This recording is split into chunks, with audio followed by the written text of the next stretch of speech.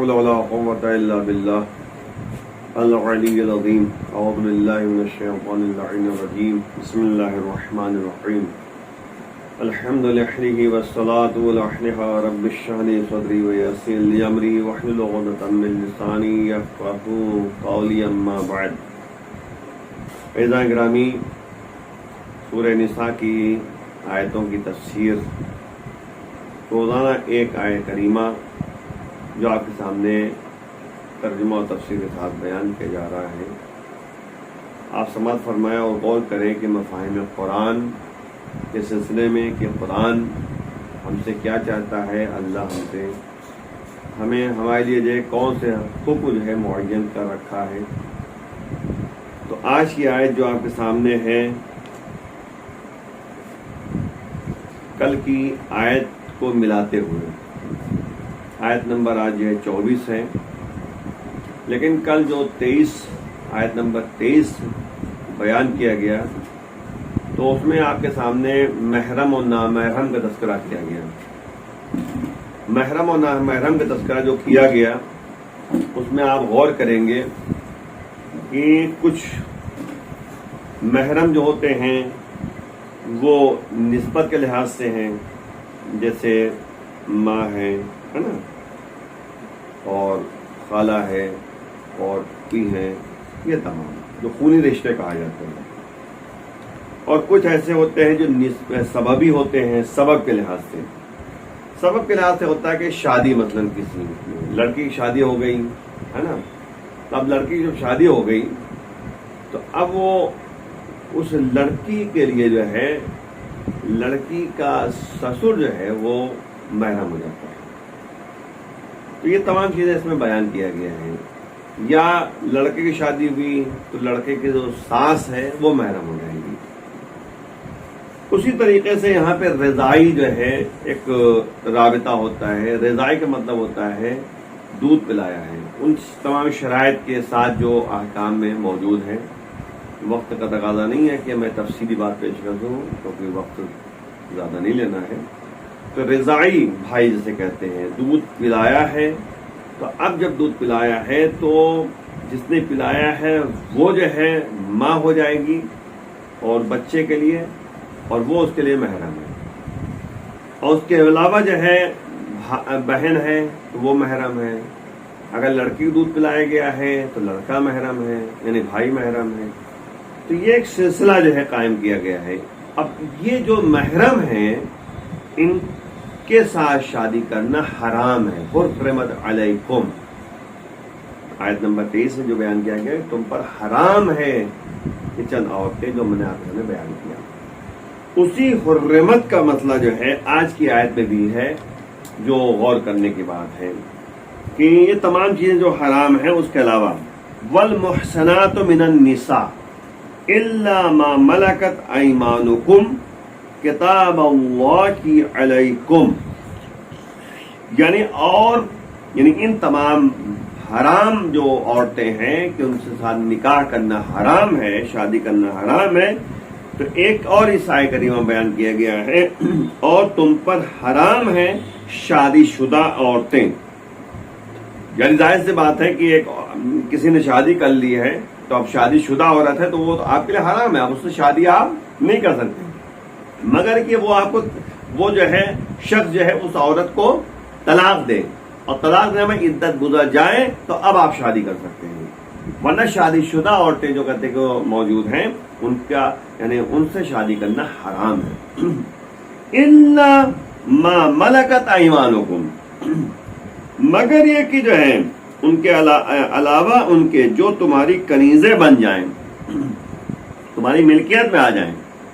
تو بہرحال یہ نبی کے زمانے کی بات ہے اور ائمہ طاہرین کے زمانے کی بات ہے جو اسلام نے مشخص کر رکھا تھا. آج کے زمانے میں چیزیں نہیں ہیں کنیزوں کا سلسلہ. کتاب اللہ علیکم، اور یہ خدا کا کھلا ہوا قانون ہے، خدا نے لکھ دیا باقاعدہ، حکم پروردگار ہے. وَأُحِلَّ لَكُمْ مَا وَرَاءَ ذَلِكَ أَن تَبْتَغُوا بِأَمْوَالِكُمْ مُحْسِنِينَ غَيْرَ مُسَافِحِينَ. اور ان سب جو تذکرہ کیا گیا ہے ان سب عورتوں کے علاوہ تمہارے لیے تمام عورتیں حلال ہیں. لیکن ایک بات ذہن میں رکھیے گا کہ سالی جو ہے نامحرم ہے، لیکن بیوی سے یا بیوی کے رہتے ہوئے سالی سے شادی نہیں ہو سکتی. یعنی جم بین الاختین صحیح نہیں ہے، اگرچہ وہ نامحرم ہے لیکن ساتھ میں جو ہے شادی نہیں ہو سکتی، ایک کو چھوڑ کر دوسرے سے ہو سکتی ہے. تو اب وہی پروردگار کہہ رہا ہے کہ ان تمام عورتوں کے علاوہ جو اوپر بتایا جا چکا آپ کو تمہارے لیے حلال ہے، یعنی ان سے شادی کر سکتے ہیں آپ کہ اپنے اموال کے ذریعے عورتوں سے یعنی تمتع کرے فمستطاع دیکھیں فمستمتعتم به منهن فاتوهن اجورهن فریضہ ولا جناح علیکم فیما تراضیتم به من بعد الفریضہ ان اللہ کان علیما حکیما. اب یہاں پہ کہہ رہے ہیں کہ ان عورتوں کے علاوہ جو تذکرہ کیا گیا ہے تمہارے لیے حلال ہے عورتیں کہ اپنے اموال کے ذریعے اپنے مال کے ذریعے تم کیا کرو، عورتوں سے تمتع کرو. تمتع کہتے ہیں لذت حاصل کرنا ہے نا.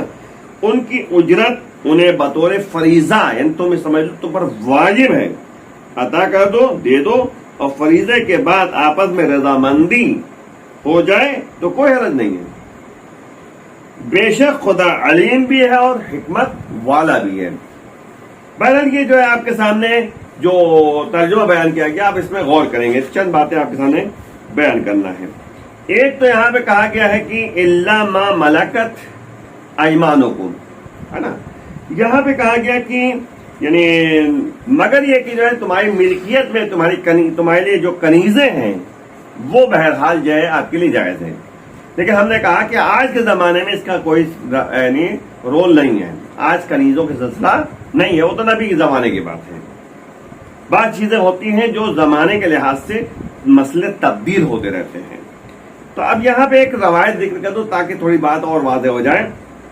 ابو سعید خدری صحابی ہیں، بہت مشہور و معروف صحابی ہیں، ان سے سند ملتی ہے نا کہ یہ آیت جو ہے یہ ابھی جو آیت آپ کے سامنے پڑھی ہے والمحسنات کے والی آیت، کہ یہ آیت جو ہے غزوہ اوتاس ایک جگہ کا نام ہے، وہاں پہ ایک جنگ ہوئی تھی، اس کا نام جو ہے غزوہ اوتاس پڑ گیا. غزوہ اوتاس جب نبی کہتے اس غزوے میں گئے تھے اور باقاعدہ جنگ کی تھی تو غزوہ اوتاس کے اسرا جو اسیر ہو کے آئی تھیں، عورتیں آئی تھیں کے بارے میں یہ آیت نازل ہوئی ہے. تو پیغمبر کو جب یہ اطمینان ہو گیا کہ یہ عورتیں جو موجود ہیں یہ حاملہ نہیں ہے تو مسلمانوں کی اجازت دی نبی نے کہ ان سے شادی کر لیں یا ان کو کنیزی کے طور پر رکھ لیں، ملکیت کے طور پر رکھ لیں. تو یہ اس زمانے کی بات ہے.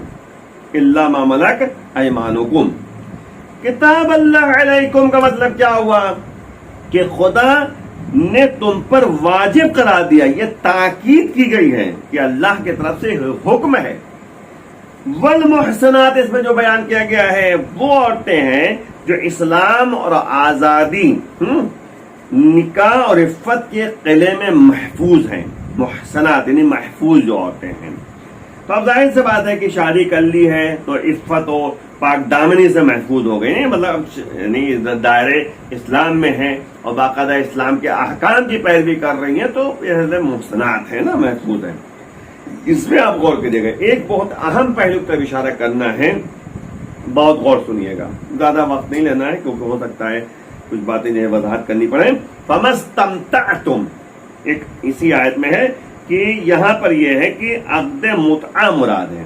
استمتاع یعنی متعہ تمتع مراد ہے جس میں اجرت ابتدا ہی سے فرض کی ہوئی ہے، یعنی پہلے آپ کو اجرت دینا ہے. دیکھیں اس نکاح میں جو ہے نکاح دائمی جو کہتے ہیں، جو شادی عام طور پہ کہی جاتی ہے، اس میں جو ہے آپ مہر فوراً نہ دے تب بھی چل جائے گا معاملہ، ہے نا. یعنی فوراً نہ دیں بلکہ شادی ہو جائے اس کے بعد جو ہے یعنی اگر مطالبہ کرے عورت تو دی جائے، نہیں تو بس جب دل چاہے تو تب مہر دے سکتا ہے نا. لیکن اس متعہ میں جو ہے جس میں یعنی باقاعدہ جو ہے کہتے ہیں کہ اللہ نے مقرر کر رکھا ہے، اس میں اجرت پہلے دینا ہے، مہر پہلے دینا ہے، اس کے بعد یہ سلسلہ جو ہے قائم کرنا ہے۔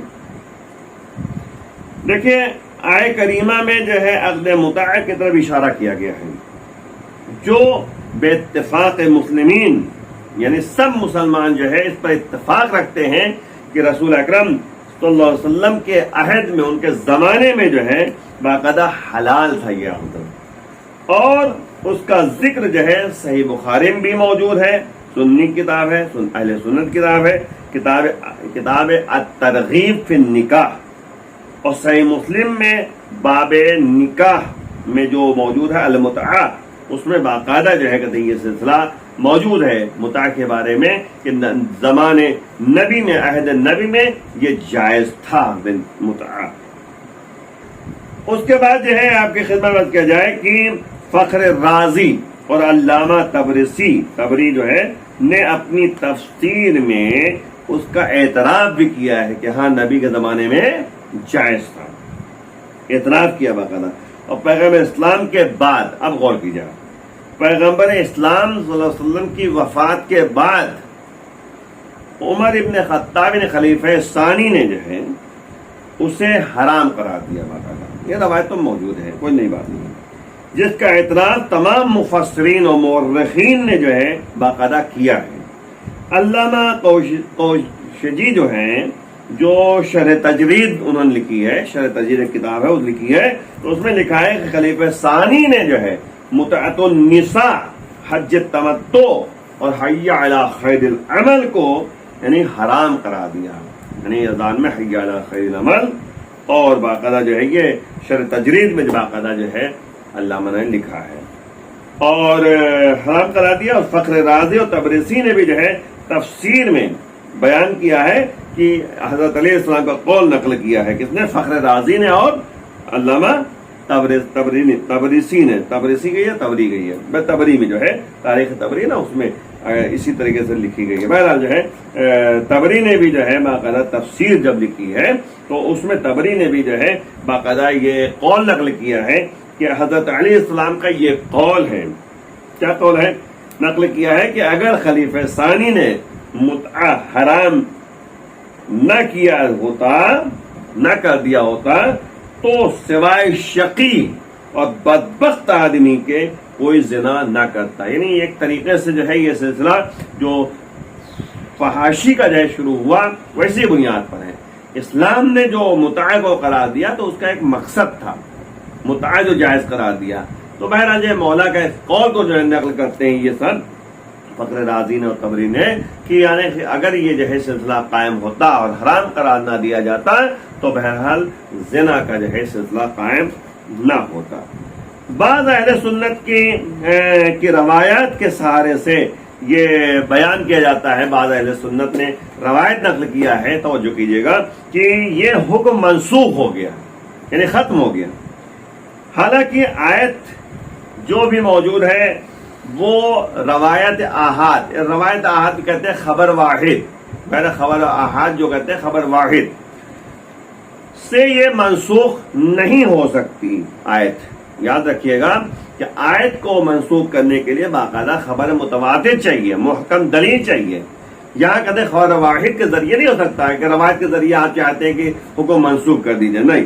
اور دوسری بات یہ ہے پھر بھی اگر غور کیجیے آپ کہ نبی کے زمانے میں اگر یہ منسوخ ہو جاتا حکم تو بھی خلیفہ ثانی نے جو ہے اقرار کیا ہوتا، بھائی خلیفہ ثانی نے کیا کہا تھا، اور پھر خلیفہ ثانی کا قول روایت کے جاری ہونے کی واضح دلیل ہے، کیونکہ یہ کہا تھا خلیفہ ثانی نے کہ متعتان کانتا فی عہد رسول اللہ جائز حلال وانا احرمهما، دو متعے جو ہیں نبی کے زمانے میں حلال تھے، جائز تھے، میں نے جو ہے اس کو حرام قرار دیا۔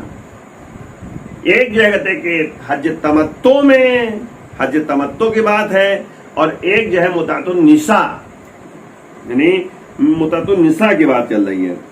اب ورنہ جو ہے انہیں حرام کرنے کی ضرورت ہی نہ پڑتی، اگر جو ہے یعنی نبی کے زمانے میں منسوخ ہو جاتا تو بہرحال جو خلیفہ ثانی کو یعنی اس کو حرام کرنے کی ضرورت نہ پڑتی، کیونکہ ایک چیز ختم ہو گئی. اچھا دوسری بات، عقد متعہ ہر وراثت ہے نا، اگر عقد متعہ کے بارے میں آپ دیکھیں تو اس کو مہر بھی جو ہے چاہیے ہے نا، اور عدہ بھی اس میں ضروری ہے نا. ایسا نہیں ہے کہ جو ہے کہ انسان یعنی اس کو فحاشیت کی طرف لے جائے، بلکہ اس کا ایک سسٹم ہے. نکاح پڑھا جاتا ہے، عقد نکاح ہوتا ہے، مہر دیا جاتا ہے، کانٹریکٹ بیس میں ہوتا ہے کہ مطلب کہ جو مدت معین کی جاتی ہے وہ تمام شرائط کو پیش کیا جاتا ہے، مدت معین کی جاتی ہے، اور باقاعدہ جو ہے مدت ختم ہونے کے بعد عدہ رکھا جاتا ہے. عدت یعنی جو جیسے طلاق کے بعد عدت ہوتی ہے ویسے یہ وقت ختم ہو جائے گا تو اس میں بھی عدت موجود ہے. صرف فرق اتنا ہے کہ مدت کے اعتبار سے اس میں فرق ہے، اس میں عدہ کم ہے اس میں زیادہ ہے. امام جعفر صادق علیہ السلام سے نقل ہوا ہے کہ حکم متعہ جو ہے قرآن میں نازل ہوا یعنی حکم متعہ نازل ہوا ہے اور سنت پیغمبر اسی کے مطابق ہے. بس ایک جملہ آپ کے ذہن میں رکھ دیا جائے کہ حلال محمد حلال الی یوم القیامہ و حرامہ حرام الی یوم القیامہ. امام نے فرمایا کہ جو نبی نے حلال قرار دیا تھا وہ تا قیامت حلال ہے، اور اس میں کسی کو حق حاصل نہیں ہے کہ اس میں حلال کو حرام، حرام کو حلال کر دے. اور جو حرام نبی نے قرار دیا تھا وہ تا قیامت حرام ہے. اور اسی بات کو امام حسین السلام نے کربلا کے میدان میں واضح کیا تھا کہ جو نبی نے حلال قرار دیا وہ تا قیامت حلال ہے، اور جو حرام قرار دیا وہ تا قیامت حرام ہے. اب ظاہر سی بات ہے کہ یہاں پہ ایک جملہ کہہ دوں آپ کے سامنے کہ عقد جو ہے بس ایک منٹ میں کہ عقد جو ہے دو طرح ہوتا ہے، ایک عقد دائمی ہوتا ہے اور ایک عقد غیر دائمی ہوتا ہے. عقد دائمی جو ہے وہ بہرحال اس میں مدت معین نہیں ہے، جب تک زندگی ہے تب تک شادی ہے، مگر ایک طلاق دے کر جو ہے الگ کر دے وہ الگ مسئلہ ہے، ٹھیک ہے نا. غیر دائمی کو متعہ کہتے ہیں جو یہاں پہ قرآن میں تذکرہ ہوا ہے. تو اب جو ہے یہ تمام باتوں کو پیش نظر رکھی جائے بات تو بہرحال اسلام نے باقاعدہ اس کو جائز قرار دیا ہے اور اس کو حرام قرار نہیں دیا ہے. اب یہ الگ مسئلہ ہے کہ حالات کی بنیاد پر یہ تمام باتیں یعنی پیش کی جاتی ہیں. تو یعنی غیر دائمی مطلب مدت اس میں معین ہونا چاہیے، مہر معین ہونا چاہیے، اور نتیجے میں عقد نکاح ہونا چاہیے، عقد باقاعدہ ہونا چاہیے.